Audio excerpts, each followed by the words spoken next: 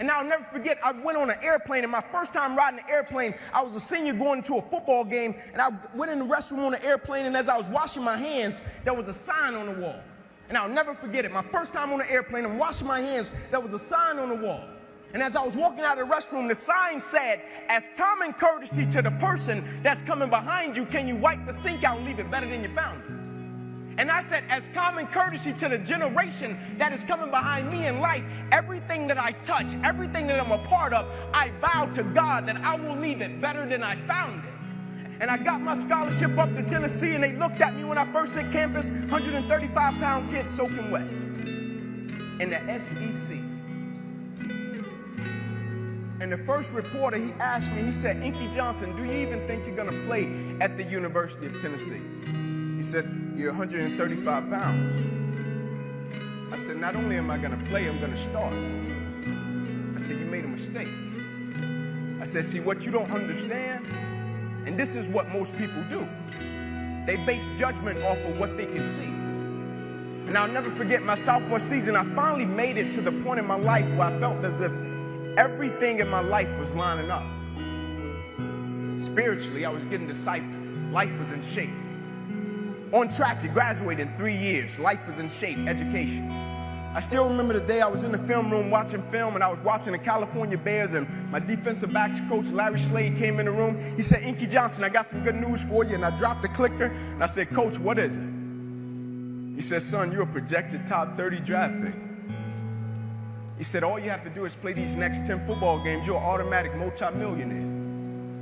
I ran out of the room. I got on the phone. I called my mother and my grandmother. I said, listen. I said, after this season, we would never struggle. I said, we would never miss another meal. I said, after this season, our lives are about to change forever.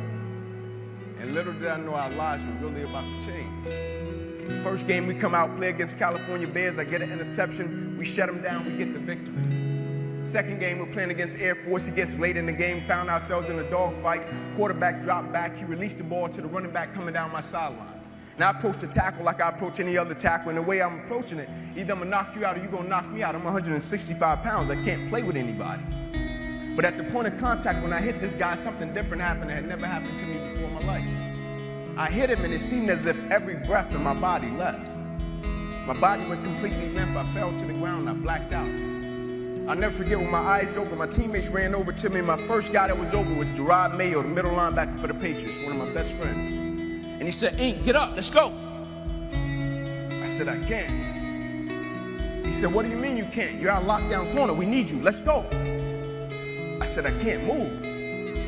I said, there's a shock going through my whole body. I can't feel anything, man. One of the scariest moments of my life, and the shock eventually left, and it stayed in my right arm and hand. And I remember as I was lying there, I flipped my head to the left, and I could see the doctors and the trainers running onto the field, and I flipped my head up to the sky, and I said, God, I said, surely nothing has happened in this moment that can alter my life. I flipped my head back over to the left, and they were bringing the spine board out. I flipped my head up to the sky, I said, God, I said, that's precautionary measures, right? They get me up on the spine board, they're wheeling me off the field, and I looked at the doctor because I couldn't feel my right arm. They had poked me with all type of needles. Inky, can you feel this? Can you feel? I couldn't feel a thing. And I said, Doc, can you lift my right arm and hand? He said, sure, Ink, and he raised it up, and I lifted my left. And I pumped it to our supporters. I don't believe in using the word fans. I think it's an arrogant term. Who am I to call a person a fan? They pay to see you play. Support you. As he was bringing my arm down, I looked at the doctor. I said, okay. He said, I'll be back. Never thinking that would be the last game that I would ever play in my life. They get me in the ambulance, things turn up a notch, I still don't pay it any mind. They get me over to the hospital, said, Inky, we're gonna take you back and run some CAT scans. They took me back, they ran the CAT scans, and they rolled me back into my room, and I'll never forget it. All in about a 15-second time frame, I was lying there in my bed, and I could see over my right shoulder. And I looked at my father, and we caught eyes, and my father, he went to take a step in, and he looked at me, and he said, son, I can't do it. And he walked out.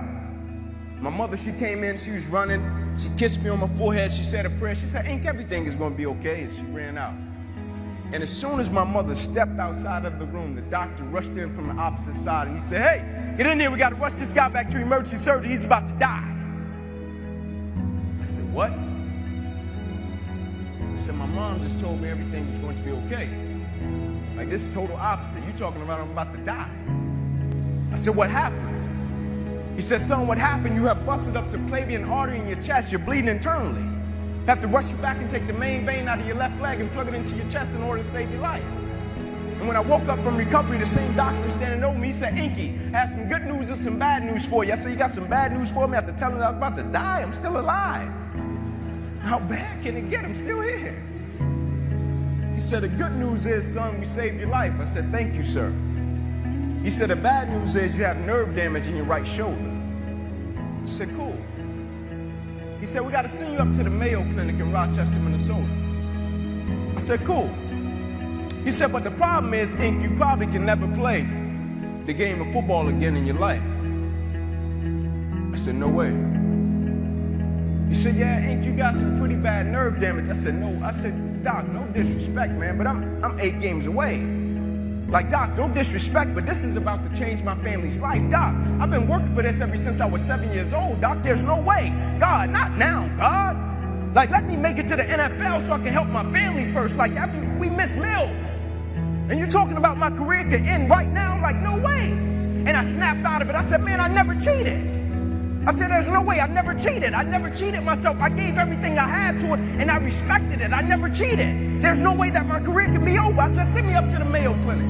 And after several visits, I'll never forget, this is when reality set in. It was me, my mother, my father in the room, and the doctors came in. They said, Inky Johnson, here's the deal. They said, son, you have torn all the nerves in your brachial plexus. They say your brachial plexus are the nerve roots that go from your spine, and they come down, they control your shoulder, your arm, and your hand. They say you have torn them at all levels. They cannot be replugged. They said, son, we hate to tell you, but your arm, it would never be the same again. Your hand, it would never be the same again. Son, you can never play the game of football again. They said, son, here are your surgery options. We can take a muscle out of the back of your left leg, plug it into your right arm, but there's a possibility that you'll be left with a weak left leg and a weak right arm the rest of your life. Or we can take a nerve out of your left arm, reroute it up to your chest, down into your right arm, but there's a possibility that you'll be left with 2 weak arms the rest of your life. Or we can take a nerve out of your left rib, reroute it up to your chest, down into your right arm, but there's a possibility that you'll be left with a breathing problem and a weak right arm the rest of your life. By the way, tell us what you want to do in the morning. And the next morning, I walked into the doctor's office. They said, son, what option did you choose? I said, no disrespect to you, doc. I'm not choosing an option. My situation is out of your hands. They said, cut with the cute talk. I said, no disrespect to you, doc. Cut me where you got to cut me. My situation is out of your hands. I'm not choosing an option. I said, I know I will come out of this situation okay. And as I stand right here on this stage, thank you.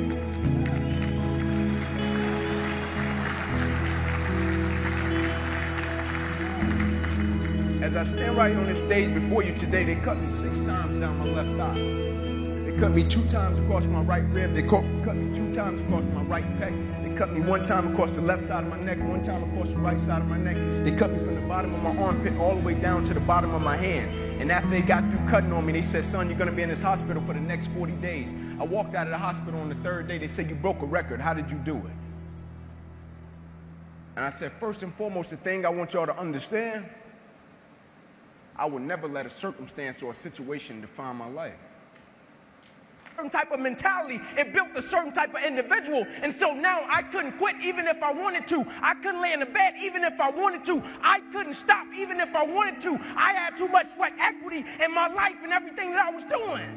Because I understood my existence wasn't about me. I went from me to we a long time ago. I understood the process is more important than the product. It wasn't about the outcome for me. Whether I made it to the NFL or not, that was inconsequential in God's plan for my life. But I was going to fall in love with that process because I understood by falling in love with that process, it was going to turn me into a machine. You see, a lot of people need things to get motivated.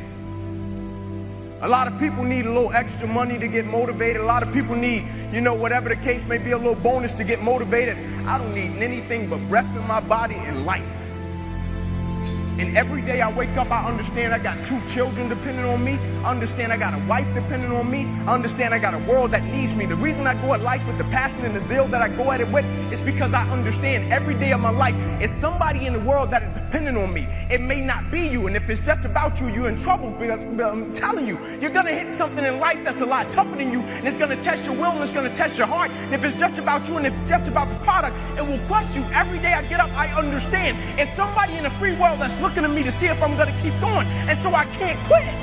And so I went back to school the next week after they had just saved my life. I was back in class. I had to learn how to write all over again. I had to learn how to walk all over again. I had to learn how to tie my shoe all over again. I had to learn how to bathe all over again.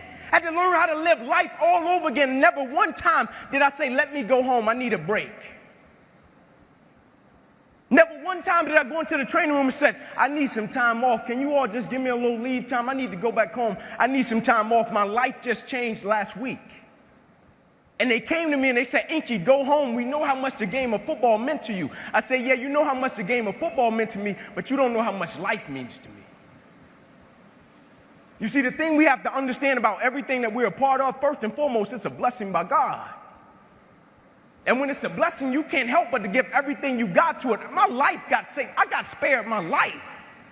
I almost died. The doctor came to me on the field. He was on one knee and he grabbed my wrist and he said, son, you don't have a pulse. I don't even know how you're still living.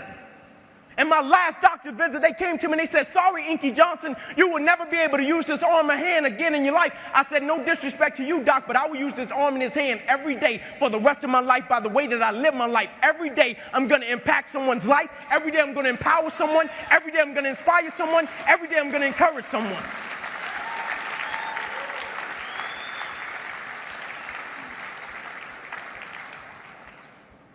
The thing we have to understand, what business are we in? You know, protocol, they call me in the world, they say Inky's a speaker. Inky's a motivational, whatever the case may be, Inky, whatever it is. But what they don't understand, I'm in the people's business. I'm not a speaker, I'm a servant. Anybody that has direct contact with people on a daily basis, that is an opportunity to change someone's life. Don't ever pass up an opportunity to be of encouragement to other people. Don't ever pass up an opportunity to inspire someone. Don't ever pass up an opportunity to empower someone. Don't ever pass up an opportunity to show someone love, because the thing about it, my wound, like you can see this. You can see my arm. My wound is visible. But it's a lot of people in this room that are wounded, and you can't see it. And it's internal.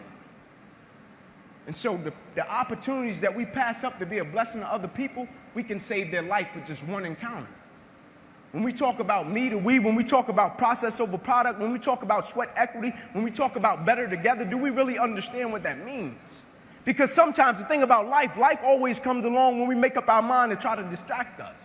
But truth be told, we all know that we're stronger together. And that's in every aspect of life, whether it be sports, whether it be business, whether it be a marriage, whether it be a family. We're always stronger together. It's kind of like the Planet of the Apes movie when Caesar and his guys, they were going crazy, they were going bananas, and Caesar stood back on the hill, and Caesar was trying to calm them down, and they wouldn't calm down, and they wouldn't listen to him. And the way he got their attention was phenomenal. The way he got their attention, he picked up a piece of straw, one silly piece of straw. Caesar picked up one silly piece of straw and he held it up in front of him. He picked up one straw and he broke it. And then he picked up 2 handfuls of straws and he braced it. And what he was telling them, alone, weak, can do nothing. Together, strong, unstoppable, can change the world. Thank you for your time. I greatly appreciate it. God bless you.